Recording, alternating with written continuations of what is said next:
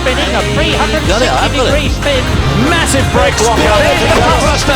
His rear wheel locks up. He's starting a charge. Oh boy, side by side there, turn 6 continue their battle. Boy, oh boy, look at this, side by wheel to wheel. This is really hair-raising stuff. It doesn't take much of a slip. Let's see what happens out of Swamp Turn. It's going to be Battaglia. He's having a look down the inside of the wheel on the ground there. Move over, sunshine. Swamp Turn looking for that checkered flag. And it's going to be Peterborough taking the overall win. He's won it. Going up the hill. Whoa, big lock up there. Left front wheel. Now almost in the 50. He's picked up the toe there. He's getting close. What's his last pass? He does it now. Peter Burke getting a nice run down the back straightaway. He's going to get on the inside of Hunter Poole, try to take that second spot away. And he does. And look at this. Look how wide they are, 3 and 4 wide. This is a very wide racetrack, and they're using every inch of it. And look at this, side by wheel to wheel. This is really hair-raising stuff. It doesn't take much of a slip to get those wheels entwined. An absolutely masterly bit of driving. Turn up the volume. Enjoy the start. There's the green flag. Here we go. Look at that. Oh! Yikes. Look at the defend. He's to the outside. It's hard to make this work, but he's going to try. Well, watch Peter Burke in that Formula Enterprise. The field has come set. Turn up the volume and get ready for the start. Outside of row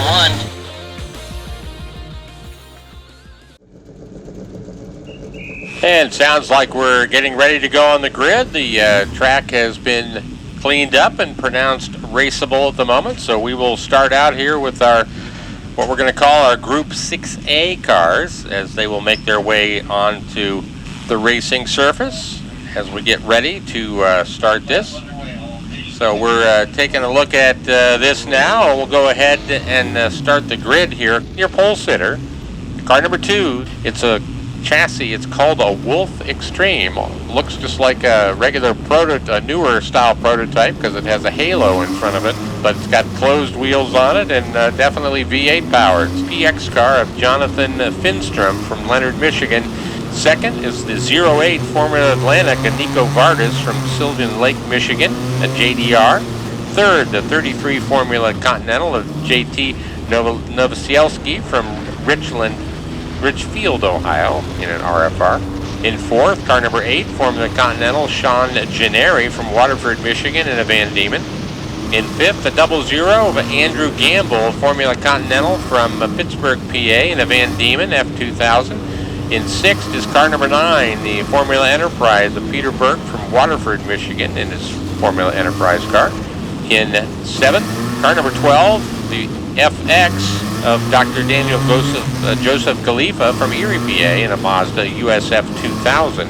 In eighth is the car number 3, the Club Formula Continental of Steve Myers from Saline, Michigan, a Renard 90 SF. In ninth, car number 24, the Formula Continental of David Howe from Farmington Hills, Michigan, in a Carbier DS3. In 10th, the 117, the Formula Continental Cade Wilson from Howell, Michigan, in a Van Diemen RF98. In 11th, the 07 Club Formula Continental of Craig Campbell from Pendleton, Indiana, in a Van Diemen.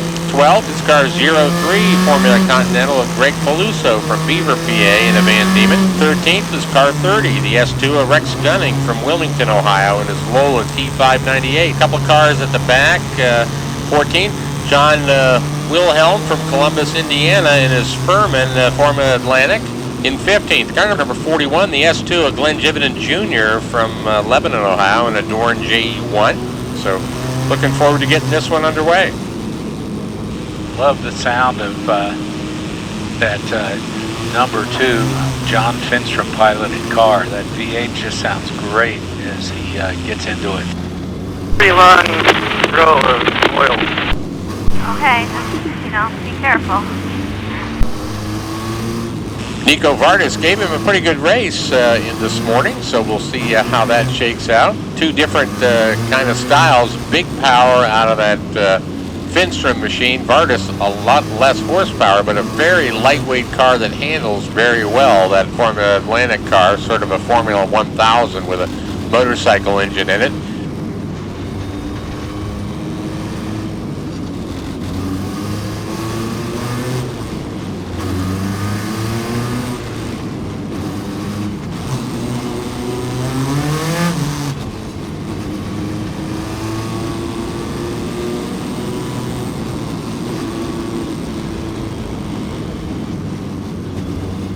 Okay, here we go. They are coming around. Pace cars in the pit lane. Finstrom bringing the field around right now. They're formed up well 2x2, and we get the green flag. Finstrom's going to take it down into turn 1, but Nico Vardas not too far behind. A couple of cars side by side. Janeri and Novosielski side by side right behind him. It's a clean start through turn 1. Still side by side for third place. And we got one wide through the gravel. I'll try to get the number when he comes down the back straight. He will continue. But the number 2 car pulling out quite a gap over the 08.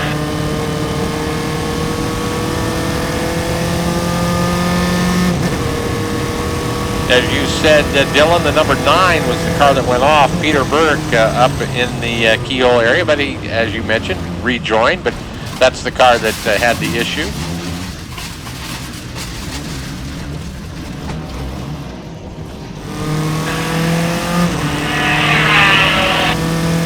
Yeah, the V8 power, that number 2 car, that's where he opens up the gap on the straight. And then coming into 5, 6, and 7 here, that's where the number 8 car of Nico Vardas closes in on him. So I can notice that Nico is closer to John Finstrom already, just from the end of the straight until say turn 7 or so.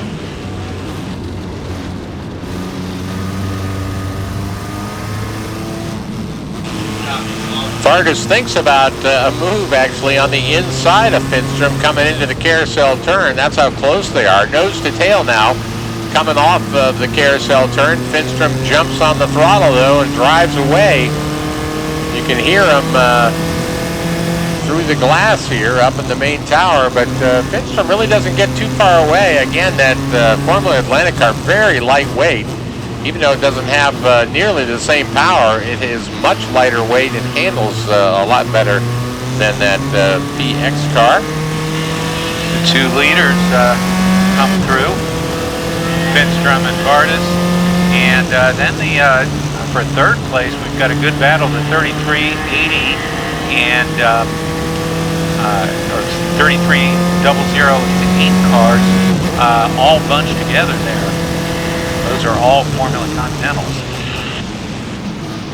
You have a car on your butt. Are you all right?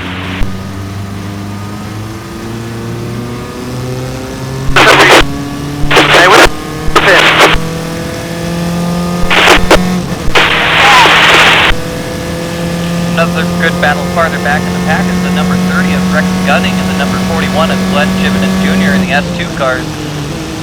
Jividen Jr. tried to peek the nose at turn 4, wasn't quite close enough, and Gunning closed the door on him. Leaders come by about the same gap as we saw last time as they came around. No real change there. Still, Finstrom begins to turn the times down. These cars do take a few laps to get up to temperature for their ultimate lap times. Finstrom turning a 1:20 second lap early in this morning's race, and currently sitting at a 1:27, so it will take a few laps to get enough heat in those tires to turn that kind of lap time. Finstrom and Vardas coming through turn 5 here, looking at race monitor. Their lap times are within a few tenths of each other. Then they're followed by number 33 of JT Novoleski, the 00 of Andrew Gamble, and the number 8 of Sean Jamari, excuse me.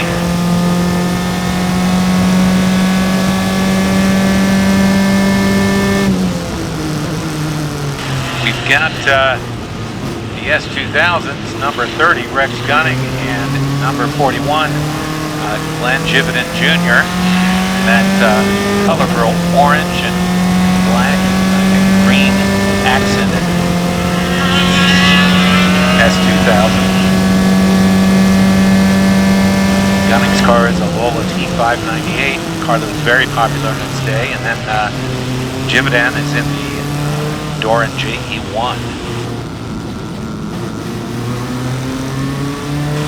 Yeah, definitely close together as they make their way into the carousel turn. A couple of Formula cars right in front of them, as we see in front of that battle the 07 car of Craig Campbell. That's the Club Formula Continental right in front of those two S2000s as they come by.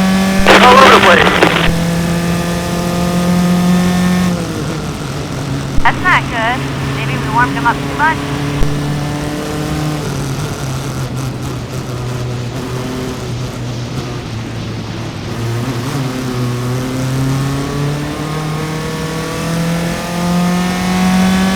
All you gotta do is finish to get a trophy.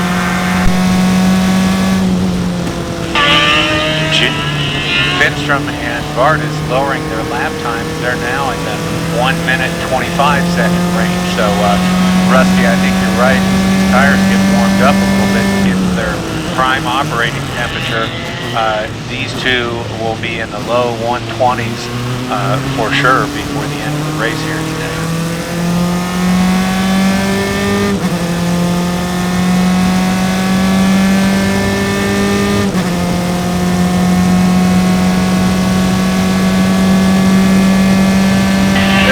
Second lap in a row now, the 31 car of John Wilhelmi. He gets about a third of the way down the back straight, and then it's almost like the car tops out. It's he struggles to find a gear, and the engine just does not sound happy. So hopefully he can get that figured out. Start working on catching Peter first. Well, that car is one of the motorcycle-powered, like 1000cc or 1100cc motorcycle engine Atlantic car that we, similar to what we see with Vardis. Sometimes those transmissions get a bit bulky and won't want to shift, so he may be missing or can't get it in its top gear. Again! Are you alright?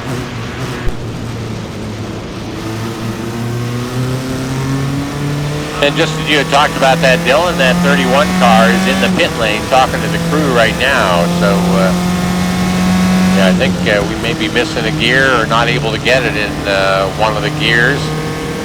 So, talking to the crew right now about whether they want to continue or not.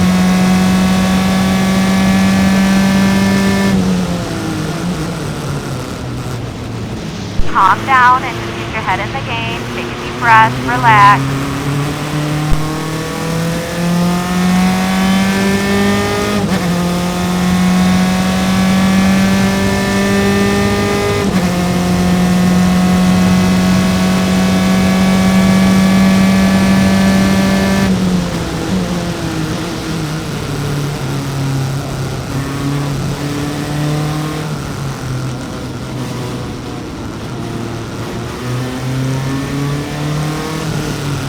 Got a pretty good battle between from 11th through 13th. That's 11th is Craig Campbell in the number 07 club of Formula Continental, and then the two S2000s are right behind it.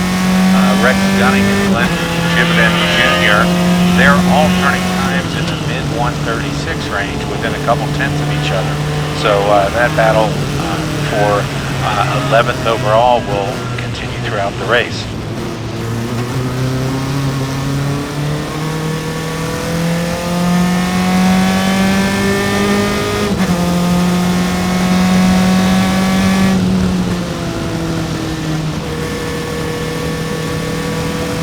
You're on lap 6. Lap 6. Leaders come through once again. Finstrom out in front. Just stretches it a little bit every lap, so we're still watching those cars come by. About 2 seconds different in lap times now between Finstrom and Vardis. We'll get lapped soon. So that gap is widening just a little bit. About 5 seconds right now between those two cars, but still a couple of good battles going on, not too far behind. We'll see as they come by the stripe here. The 33 car comes by next.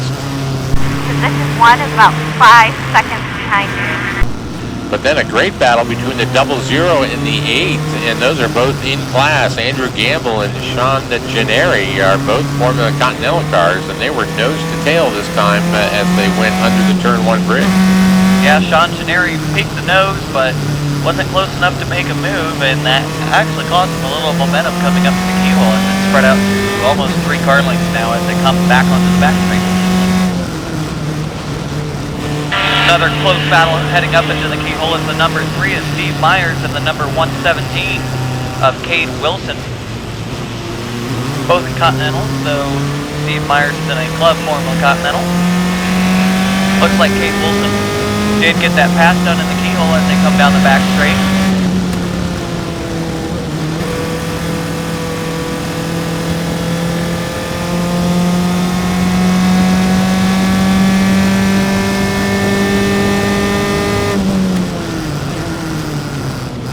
And Glenn Jividan Jr. in the 41 Sports 2000 car. He's tried the move in the keyhole the last 3 laps. This time he gets it to stick and gets past Rex Gunning in the number 30. That compromises Rex's exit down the back straight, and Peter Burke in the number 9 car makes the move as the leaders are coming up to lap them. You're right about that. Glenn Jividan Jr. is moved up. He's going to start pulling in, I think, on the number 7 car of Craig Campbell. Again, a car in a different class, but they have all those 3 cars in a row and had a good race so far. So looking forward to seeing that continue.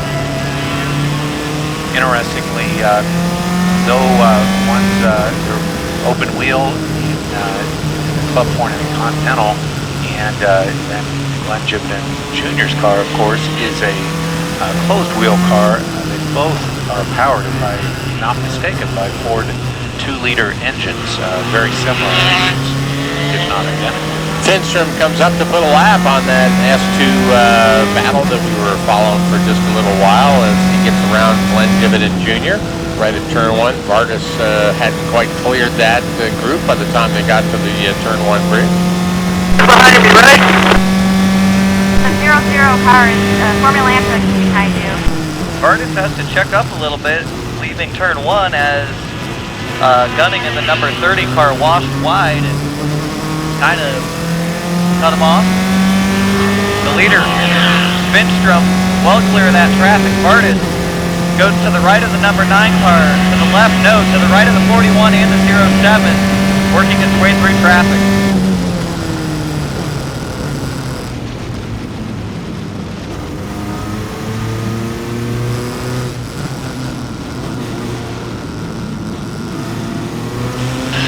The Glenn Jividan Jr. car did get around that 07 of Craig Campbell in front of him. So he has moved up to 11th place and starting to exercise the pace of his car a little bit.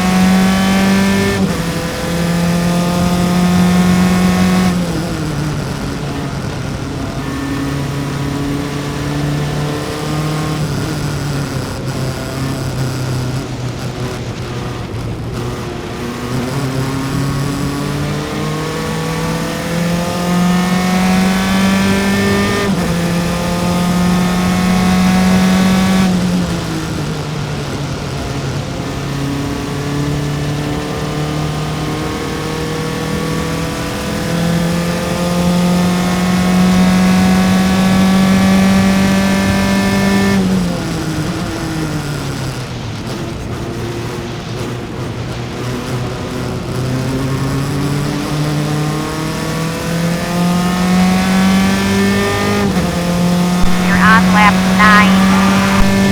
Still have that really good battle with Andrew Gamble and Sean Gennari. Again, both Formula Continentals back, about 7 seconds or so behind JT Novosielski, who's your leader in Formula Continental. But they have been nose to tail, hitting their shifts at exactly the same spot as they come down the front straightaway. So they are very equal, and nobody's so far able to get an edge on that. As he should talk about that, Gamble has to defend from Gennari on the back straight. They were side by side underneath me, but they fall back to single file through turn 4. And we've got a spin. Looks like a see, number 8 car just went by me. So that spin, I think, was Andrew Gamble. He appears to be stopped right at the exit of turn 5, or turn 4, excuse me, on with 2 wheels on the asphalt, 2 wheels in the grass. I don't know, you know, is he high-centered maybe on that on the curbing there? They can't get going. I can't quite hear the car running yet. So so that battle, unfortunately, looks like it's come to an end, and not to the favor of Andrew Gamble. Meanwhile, the battle for 11th overall between Pete Burke in the Formula Enterprise car and Glenn Tiverton Jr. in the S2000 has gone the way of Pete Burke. He got a run out of turn 1, completed the pass before he got to the keyhole, and has checked out a good 5-6 car lengths over Glenn Tiverton Jr. So we've got a standing yellow at turn 4 for Andrew Gamble, sitting there at the exit in a somewhat precarious position. Yeah, they said we're going to go Roco out there for that. Seems, I don't know, a little bit risky with the length of time that's left in the race. We're coming up on the white flag lap this time by, but we're sending a Roco out to you, Rich, to try to get that 00 Gamble out of the way. How far are they? Just went by me for lap 12. Yeah, he's just not sitting in a very good place, and so I can see why they want him out of there, even as late as it is in the race here. You have 4 laps to go, and there's a tow truck out. Tow truck is out. And Finstrom makes his way by the stranded car of Andrew Gamble, as does Nico Vargas.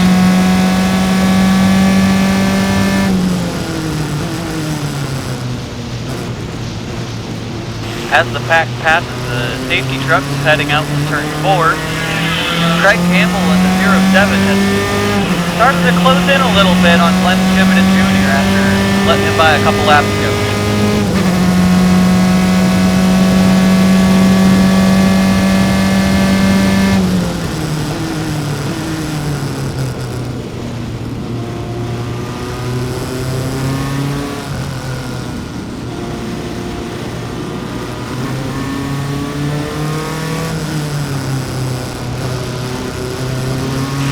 And the safety vehicle is making its way around turn 4.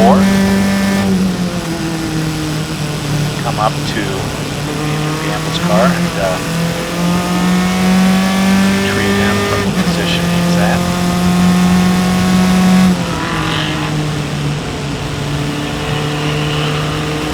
Leader Jonathan Finstrom making his way by, and now second place Nico Vardas.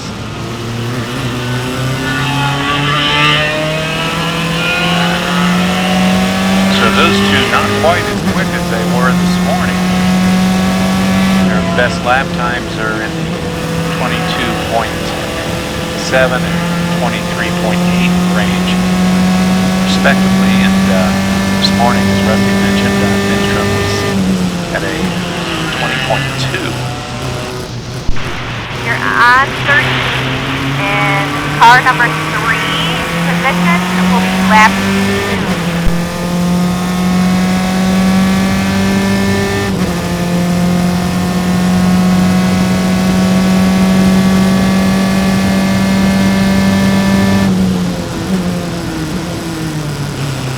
White flag is out. White flag is out for Finstrom as he comes by with some pretty late white flags. So we'll have to see if he saw it, but I'm sure he will see the checker next time by.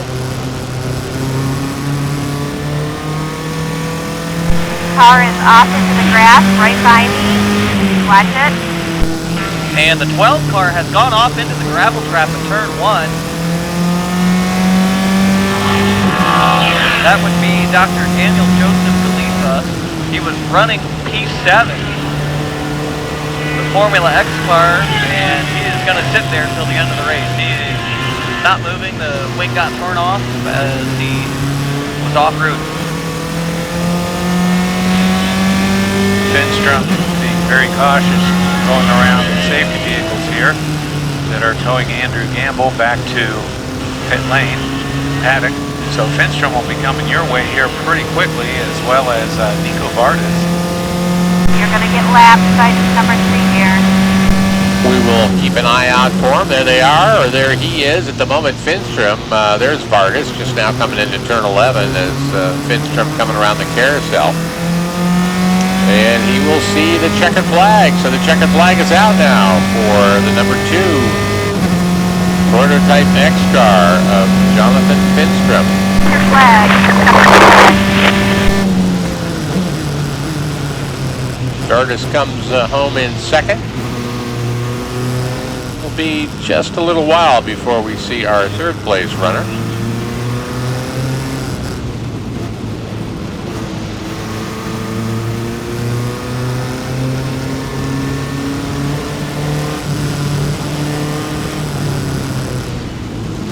Here comes the 30, no, that's the 3 car, not the 33. We expect to see the 33 up next.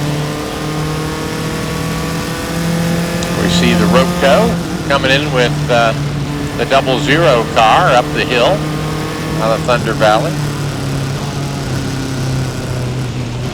And here comes our third place runner, the 33 car of JT Novosielski, as he will make it into the podium spot. Pilot thinks we only got 14 laps.